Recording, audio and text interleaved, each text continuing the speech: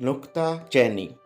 किसी शहर में एक ताजिर रहता था। उसका नाम मतीन अहमद था। वह बहुत नेक और दयानतदार था। उसकी ईमानदारी और नेक नीति की वजह से उसकी तिजारत रोज़ बरोज़ तरक्की करती जा रही थी। और बिला आखिर एक दिन ऐसा आया कि शहरों के बड़े बड़े ताजिरों में शुमार होने लगा। मतीन को अल्लाह ताला ने हर तरह की नेमतों से नवाजा था।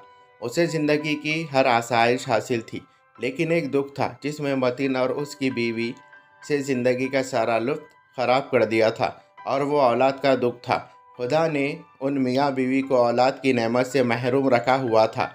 बेहतर से बेहतर इलाज किए, मन्नतें मांगी, लेकिन औलाद ना हुई।